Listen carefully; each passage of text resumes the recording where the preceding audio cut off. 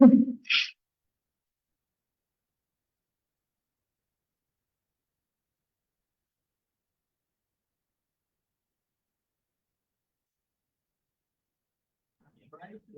are good to go, ma'am. Hello and welcome in today's nursing webinar session, and we are going to talk about the very transformative roles of the nurses, which is nothing but non-clinical nursing career options. And let us see who we have in today's panel discussion. We have Ms. Lusungu, who is from MASM. MASM is the Medico Aid Association and Society from the East Africa. She has got 20 years rich experience. I think 14 years she was the bedside, and now she is pursuing her transformative role as a business and licensing manager for Malawi. Yes, I welcome you, Lusungu. Thank you so much. We do have Sija and Vaishali, DGM Nursing from Somajiguda. Vaishali is from Malakpet. We welcome you also in this platform. And let us see what we have in today's session. And before we start, we would like to talk about this topic because I think the insight about this topic has come to the light only when our MD and patron, who is none other Dr. Pawan, has started, just telling us that we should talk about this because it is unvoiced and unuttered topic. And this, this message has to be reached to everybody that nurse doesn't, not only she excels in clinical setup, she also excels in the other diverse situations as well. So let us see. So if you look at this slide, I am just going to talk about the essence of non-clinical nursing careers. As we know, Vaishali, could you just mute yourself, unmute yourself? Yes. And as you can see, the diverse career paths beyond direct patient care the nurses they take. They are sometimes in the clinical area, they are in the ICU, but if you look at the other dimensions where they will be just taking the role of health informatics nurse, nowadays a forensic nursing has been added. So let us see what we have now. So this is, we are just going to understand what is non-clinical nursing now. So the first, understanding we would like to understand from Sija or maybe Lusungu should be able to give us a highlight. What is the non-clinical nursing, as you can see, and what is the practice at your setup if the nurse is being shifting from the career of clinical to the non-clinical setup? Do you also have these current roles at your facility? Thank you so much, Shanti. Nursing is nursing all over the world, and even in Africa, as our country, Malawi, and where I'm coming from, MASM. And especially the non-clinical nursing is to do about nurses in which primarily they don't involve directly patients. So in this case, for instance, in our country, Malawi, where I'm working MASM, we have nurses. They don't involve directly to the patients, but normally they work hand in hand in health care providers, whereby they make sure these patients receive the necessary treatment. There are also nurse educators, whereby they train and nurse students. And also there are health researchers, whereby they investigate health, illness, and even health care in order to enhance the health care services providers. So in this non-clinical nursing in Malawi, we also have these options. And especially depends on the experience, the exposure, the what we call upgrading yourself, so that at least you have that advanced knowledge in order to utilize in this non-clinical nursing. So I appreciate thanking you for the insight which you have provided. Now, I think Sija or Vaishali, these roles may also require additional qualifications and certification. As what is your take on this? Maybe Sija, you can. Yes, it do require additional qualification, because if a nurse who is moving from a clinical aspect to a non-clinical aspect, she has to, initial thing is she has to be self-prepared. And that self-preparedness is very important to take up this role. And also there are certain roles when she is taking up, this needs certification courses as well. Even though the nurse is skilled enough to take up the responsibility, she has to go through some kind of certification courses. So that makes her more competent to take up the responsibility. For example, just to add on what Sija said, if Yes. she would like to move from nursing to non-nursing, for example, a nurse choose to be a ICN, HIPC nurse. So definitely, along with her clinical expertise, she need to acquire a certification course in infection prevention control. That is what is the demand of the job. Yes. So well said. I think we are just going to have a very interesting session ahead. As now,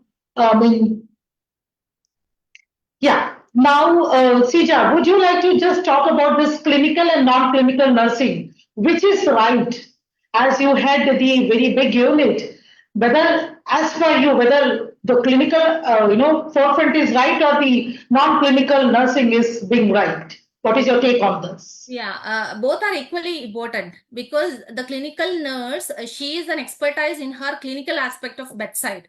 The non-clinical nurse, he is very, she is an expertise in her skills. But both of them are giving a very good career opportunity and growth. So we have to look into equally into a same path. So do you agree, Lusungu, with the same? I think that's Vaishali and Lusungu, you both will agree with the content. Sija, what she said, because any nurse would like to, clinical nurses are also equally demanded in the market, as well as non-clinical nurses. They work from background, I mean, from the backside, but they give lot of inputs into the quality improvement and service improvement of the hospital. So both the aspects are equally important in any organization. So now, Vaishali, to you, nurses who might choose to opt for non-clinical roles. And if you look at this glance of characteristics, and if we just cannot, talk about all the role characteristics, but if you just take this analytical skills for this non-clinical roles, do you think the nurse should have this analytical skills and good communication skills should be forefront characteristics of for this? I strongly agree with you. The reason, along with clinical skills and whatever skills do we have, the person who is going into non-clinical expertise, the person really needs to have analytical skills. Why? Because their versatile thought process and the way they analyze anything will give the better services, will be add-on. Add-on. Yes, it will be add-on. And secondly, such kind of communication skills is very, very important. A person having knowledge and unable to communicate what they want to say. So what we want to achieve, what our organization wants to achieve, everything fails on. So these two skills is equally important in that person who would like to switch into non-clinical roles. And I think, Lusungu, I think the other skills are also required for the nurse to pursue this non-clinical roles. Roles. Yeah? Yes, perfect, Shanti. These skills are very, very important for someone indeed to pursue the non-clinical roles. Otherwise, without these skills, there's no way you can perform. So I think, we were just looking at these skills, and passion for upgradation and education also is required. Yes? Yeah. Yes. Why these roles are important, Lusungu? Would you just give a bit of highlight on this? Yeah, as already highlighted, these roles are very important in such a way that when you opt to go for non-clinical nursing options, normally they are, yes, routine tasks, but not always. They are challenging. Every day you have a challenging task. Thereby, you use the brain. You critically think, analyze. So always these nurses are sharp in the brain. And also, since you have a vision to say in 2 years, in 5 years, what do you want to become? So it aligns with a vision. There's a process as well. Yes. So you set the goals, the objectives. So you just work towards those objectives for you to achieve your goal. So Vaishali, whenever you recruit a nurse who is experienced or the novice nurse, do they communicate their vision to you so that framing these non-clinical roles would be easy for you, in your future in the hospital setup? So what is your idea on this? To be very honest, to answer this, all the nurses, like if I have 100 nurses wouldn't be like that. But few of them, those are willingly, I mean, they have self-interest to move into certain non-clinical. Those have willingness to explore their knowledge and expertise. They definitely address ki, madam, after 2 years, I would like to go for this. I would like to learn this. And such people we always consider when we recruit them. And rather they self-nominate and take your help. Exactly. And second way of doing it, like when we go for rounds, when we take our rounds and all, few people, we nominate them depending on their skills and expertise. Yes, exactly. Yeah. So as we are talking about the switching from non-clinical to clinical, non-nursing clinical options. So transitioning path is a significant choice, I think. So, and these are little, challenging setup type. So, Sija, what is your take in this? Would you allow the nurse also to think whether she is ready to accept the role or not? A very interesting question, Shanti. Actually, when a clinical nurse who is moving to a non-clinical nursing, the self-preparedness is very important initially, because she has to be prepared by herself that I am going to take up a different role which needs different kind of thought in it, and different kind of challenges which she is going to be facing. This is all to be prepared by herself before we mentor them. So that is the initial thing. And if you think from an organization side, it is very much helpful for an organization from a nurse is moving to a non-clinical nurse, because the non-clinical nurse can give very qualitative care to the nursing. She can help to improve the nursing quality if you think from an organizational side. Yes. So how would you identify Vaishali before she is given the thought that she is suiting for this role? How would you identify? Do you analyze her competency or skills, and then Completely, when as usual, all of us we go on rounds, okay, in different occasions, like while handling of patients, when we have handover time, when our nurse managers comes, they sit with us, so they talk about it. Any nurse who is more appreciated. So this is how, when we go on rounds with the help of appreciation, feedbacks, the feedback what we receive from consultant, patients, and the other same team.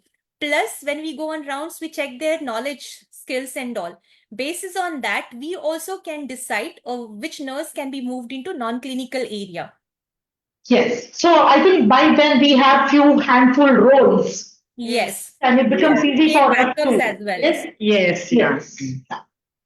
So again, do nurses easily accept these roles? I think this is a quite challengeable, statement which we would like to understand. From now, let us dwell into the realm of transitioning. Yes, yeah. Now, when I talk about I am very much sure that nurses have to take one or the other steps to reach to the career ladder. So, steps to start non-clinical career transition.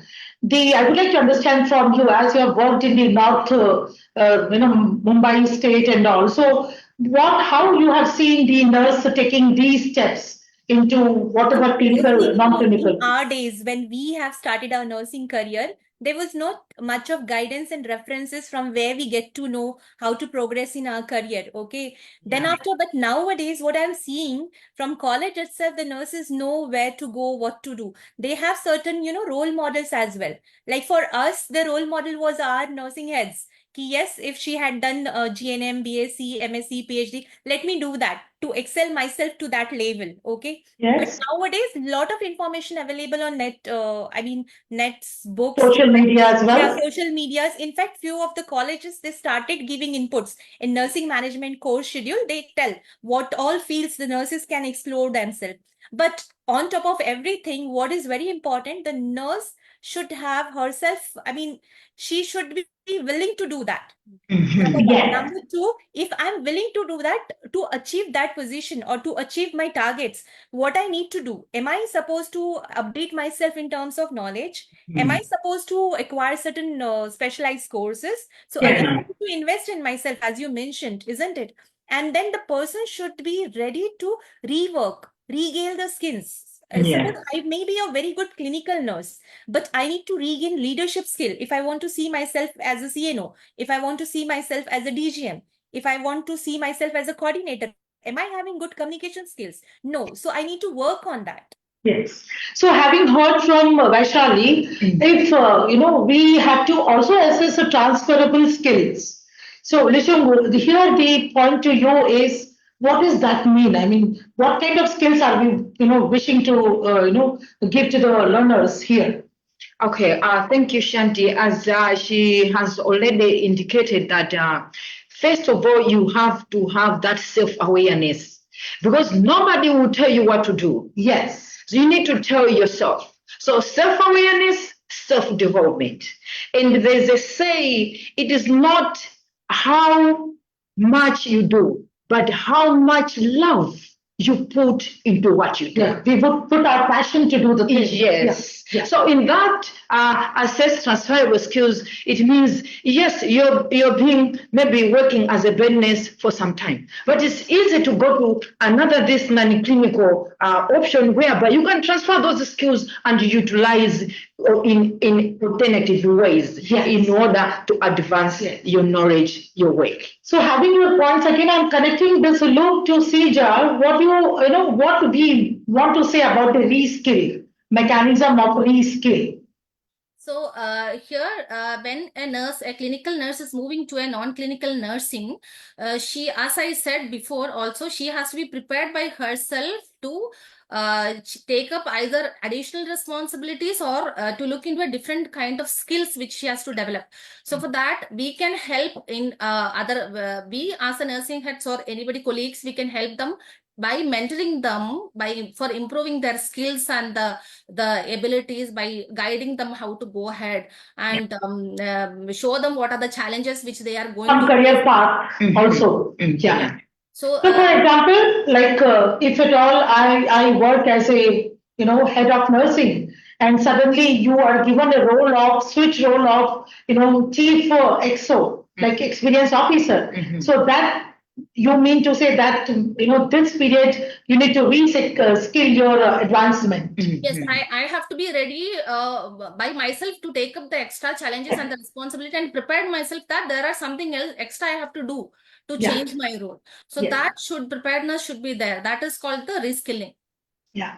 So I think the session is going very good and very interesting, but then we need to rush a little. So what could be the success of incorporating non-clinical roles? I would like to hear from my friend. Yes. Yes, Shanti.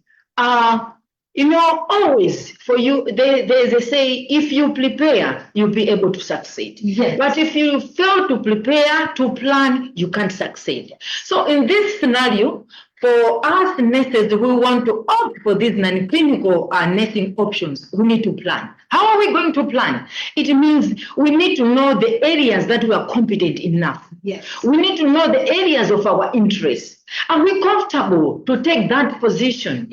Are we comfortable to take that career? If yes, then you're good to go. You need to evaluate yourself. You need to align with your vision.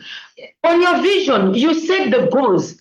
The goals, are they related to what you want to do? Yes. The objectives, are they related to what you want to do? If yes, you're good to go. And then the commitment. How are you going to work? How are you going to love the new challenge you are taking? So you need to be committed. You need to dedicate yourself. You need to have that passion. If you have that passion, you work perfectly and you are always succeed. So the outcome is going to be very, very productive if, employees are committed to the organization, whatever they do. Yes. So moving to the next slide again, this is again, I'm going to ask you, Sija, how one gets the motivation for new role, or is motivation often fueled by a combination of passion? Yes, the motivation will come from within initially. Then it needs passion. For example, if a nurse joins to a hospital, a fresh nurse, she will always have a passion or ambition that, okay, after 2 years, I want to become a critical care nurse, or I wanted to become a clinical educator. For that, she'll be pursuing her the education or her improving her competencies. So she will be striving forward for that. So that required a kind of guidance and a mentoring. As we all know, we are having a mentor buddy system in our hospital, so that should happen effectively on role to guide that nurse to reach her wherever her destination. Then the next thing is, again, as I said, the challenges. We have to explain. The mentor should always tell her these are the challenges, or these are the difficulties which you may have to face when you take up these challenges, and be prepared for that. Make them prepare for it so that we can guide them to reach into their destination. Nowadays, the competencies and the skills are ahead of that. Yes, as you rightly said, then only they can just excel to their diverse career options. Yes. Vaishali, again to you, will these roles compromises the nurse-patient ratio? What is your take on Somewhere, that? in my opinion, I don't think so. It will impact the nurse-patient ratio as much, because these special roles are restricted. I mean, you may have 2, 3, 4 roles. Okay, that is the reason the clinical side will not get impacted. As Sija in her earlier talk, she said about clinical expertise also equally required, demanded in the organization. Similarly, non-clinical expertise also. Again, into this role, everybody don't jump into this role. A person who is skilled, willing, compassionated to go into, they only choose into this roles. And again, as an organization, as a leader, we always create a backup for the same. There are 2 ways of creating backup. One, we recruit somebody for that position. If we would like to improve, promote somebody internally, so we find backup internally. There are few people, those who would like to self-promote themselves into certain different roles. They create their own backup. Yes. Find a person who is suitable in the unit, and then the same person is nominated to handle their work, so that we take out the person. Yeah. So as per your point of view, the action plan should be always ready. Exactly. And it should be in place. And what if the non-clinical nurse wish to switch her role again to clinical setup, Lusungu? Would you help her in taking back to her clinical role? Shanti, that's obvious because a nurse is always a nurse. Yeah. Despite changing that non-clinical from clinical to non-clinical and coming back to clinical, you will be always a nurse. So it's just a matter of orienting, since nursing is dynamic. Things are changing day and day. The adversity, yes. That is why I think we consider the nursing workforce as the multitaskers. They are the get goers, yes. And again, we would wish to understand from you why these options are more prevalent or attractive at international level.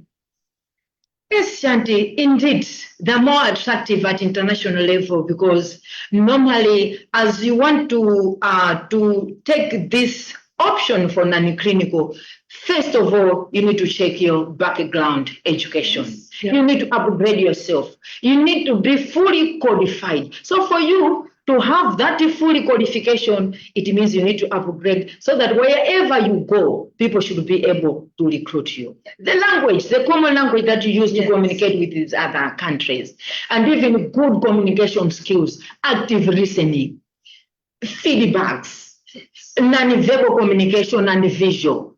Written communication, good at that in order to communicate well at international level.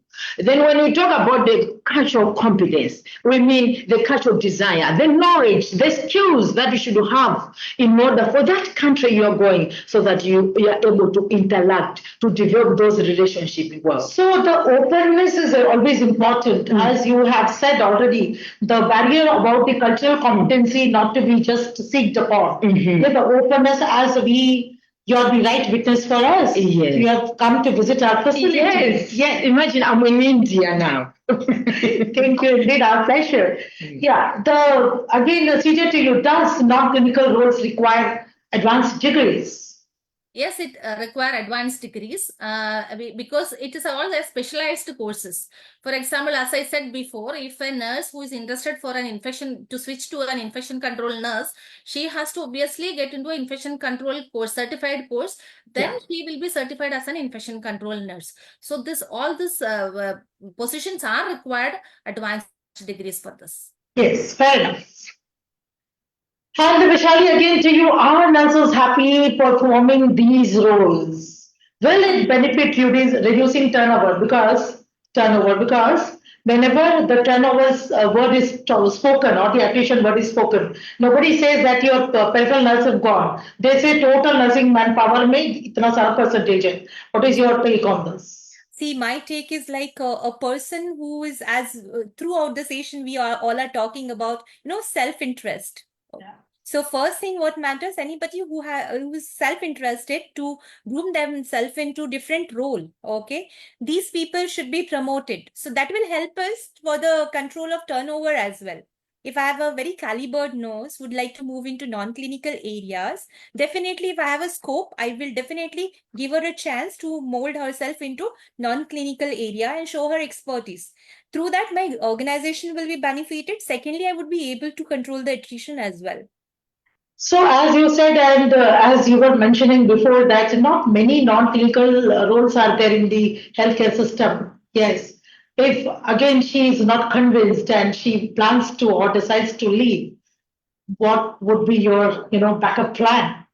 Backup plan, we, as I already mentioned in my previous talk, that we always, as a being a GM or being a head of nursing, we always have a backup plan. If this not, we should have a recruitment portal where we can recruit and keep a person as a backup. Or Secondly, you can sample. anybody Yes. else who is interested into moving into this role, we can choose that person as well. Yes. You can give some other options of, Yes. career options. Yeah.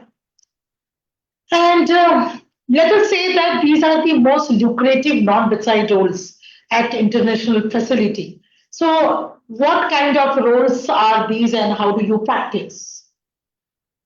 Shanti, generally at international level, normally you need to show your skills that Yes. you're capable. You can do it and you cannot do it.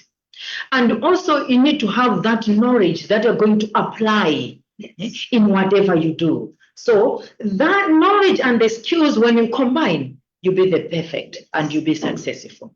And also the passion that I already indicated that normally it doesn't matter how much you do, but how much love, Passion. the passion, Love. Yes. love you put onto what you do. And that counts and it defines who you are. So as you mean to say the person who is not qualified or competent enough for the role, the position is not been given directly.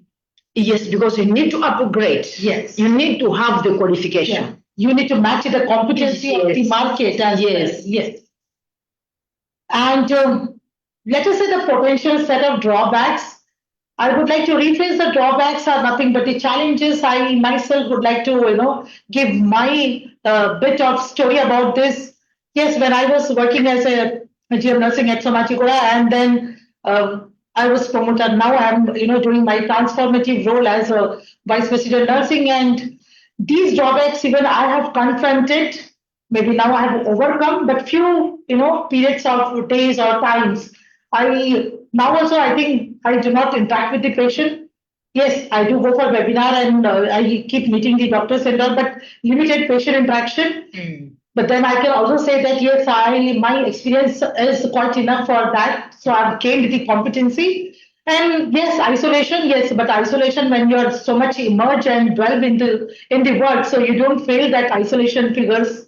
Skill shift, yes. This skill gave me broader aspects of knowledge of what I'm currently doing. So I'm trying to understand the other side of the competency as well. Yes, maybe the lack of immediate impact may not be seen. Not only in my case, even in the general situation, we cannot expect the immediate effect just within 1 to 2 months. Yeah. We need to always give them some time period. So these are the potential setbacks, not only us, the seniors, even for the nurses who are working bedside, who are switching their role from non-clinical to clinical or clinical to non-clinical. Yes, having said so, the takeaway, and I would like to hear the takeaway from all of us. Sija, do you like to, wish to say something on this?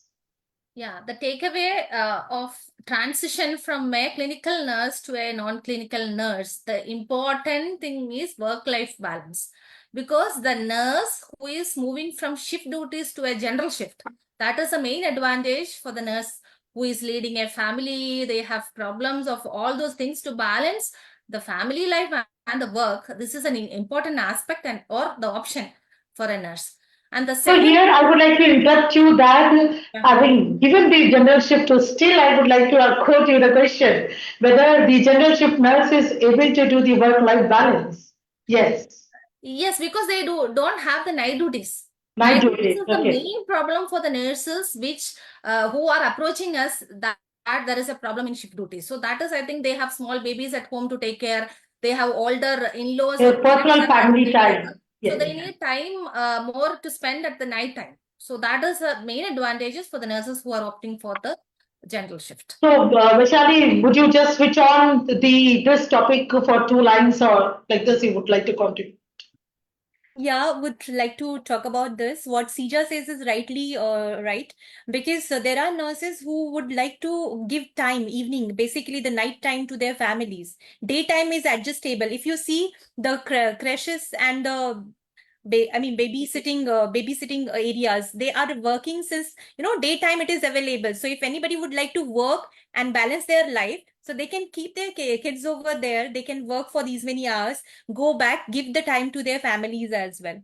So they are able to balance their work as well as they can be into. And they can also, enroll themselves in some kind of diversional activities like, Yes. quick, they In can just fact, the visit youth outside. present can Yes. invest more into educational things as well. Yes.